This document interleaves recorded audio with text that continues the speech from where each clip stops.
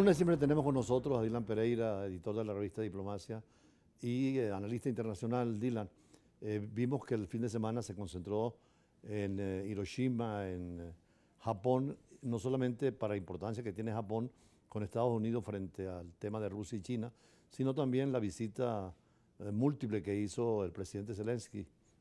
Los temas fundamentales, ¿cuáles fueron?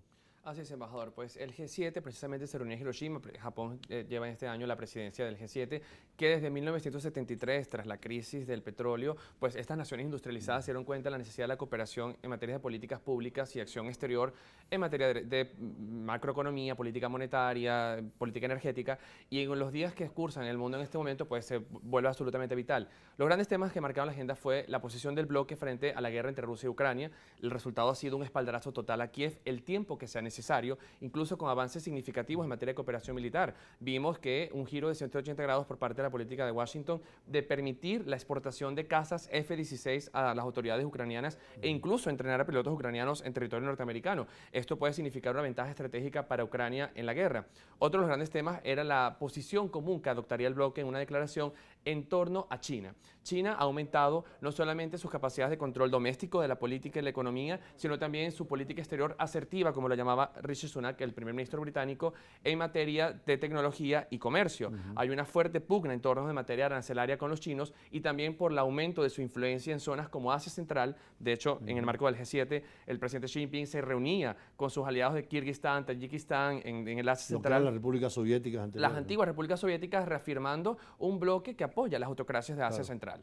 Y, por supuesto, también el tema del cambio climático y la crisis alimentaria, que son grandes preocupaciones para la agenda internacional. Estamos viendo precisamente en las imágenes la presencia de Zelensky, que ha venido haciendo una diplomacia presidencial muy intensa, porque había estado en Arabia Saudita también. Sí, de hecho era incierto si Zelensky participaría en el G7 de forma virtual o presencialmente, ya que apenas 25 horas antes estaba en Jeddah, en Arabia Saudita, que es una jugada muy interesante por parte de la diplomacia de Kiev. Hace 2 semanas, Dmytro Kuleba, el ministro de Exteriores ucraniano, estaba en América Latina, en países como Guatemala, intentando reforzar su agenda en América Latina. Y hoy vemos precisamente este acercamiento al mundo árabe. En el marco de la cumbre de la Liga Árabe que se llevó a cabo en Jeddah, Arabia Saudita, llega Zelensky para intentar convencer al mundo árabe de apoyar la causa ucraniana o al menos facilitar o promover un proceso de negociación con Moscú. En el mundo árabe hay grandes aliados de Moscú, como el caso de Siria, que precisamente el presidente Bashar al-Assad, luego de 12 años de ausencia, se reincorporaba al grupo de la Liga Árabe, y una Liga Árabe, embajador, que debemos destacar que tiene quizás una proyección más hacia la cooperación que hacia la confrontación. Y además que sirve de puente intermedio entre los grandes conflictos internacionales. Absolutamente, y de hecho todo ha mejorado significativamente después del acercamiento en las relaciones diplomáticas, sobre todo entre Irán y Arabia Saudita. Recordemos que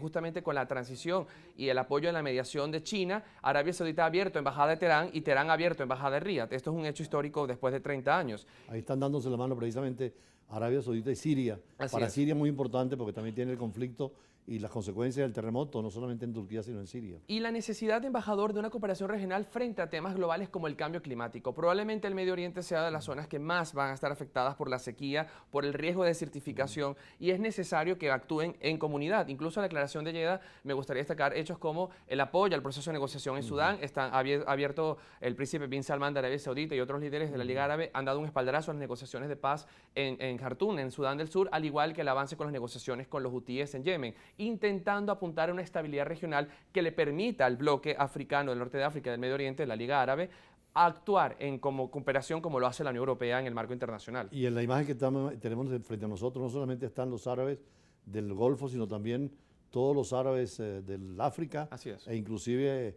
aquellos que compaginan la religión musulmana con ellos.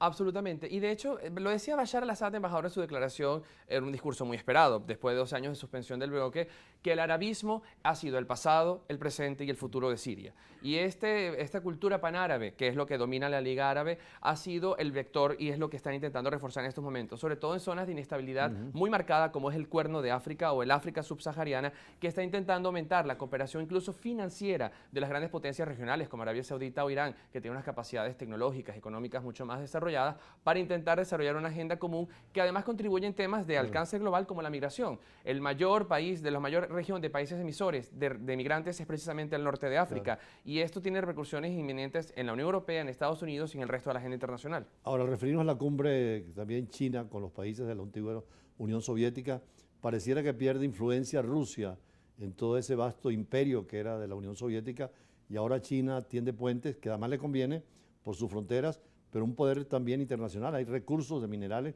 especialmente petróleo. Sí, hay tres grandes rasgos de esta cumbre de China y Asia Central que me gustaría destacar. Primero, la acoge China en la ciudad de Xi'an. Eso es un claro espaldarazo del predominio y la hegemonía de la diplomacia china en esta región. Segundo, anuncian un paquete de cooperación económica sin intereses, sin carácter de devolución, de más de 3.700 millones de dólares en materia de cooperación militar, tecnológica y económica a estos países que además han sido realmente afectados tras la pandemia y que tienen índices inflacionarios alarmantes. Y un tercer punto más en lo político, que ha sido la declaración del presidente Xi Jinping de ayudar a constituir en el marco de una diplomacia que los chinos ahorita manejan en torno al concepto de la Iniciativa Global de Paz, que la presentaban para solucionar el conflicto en Ucrania y que ahorita pues rige su política exterior, basada en una estabilidad global que cuesta también apoyar a los regímenes del Asia Central en reprimir cualquier revolución de color.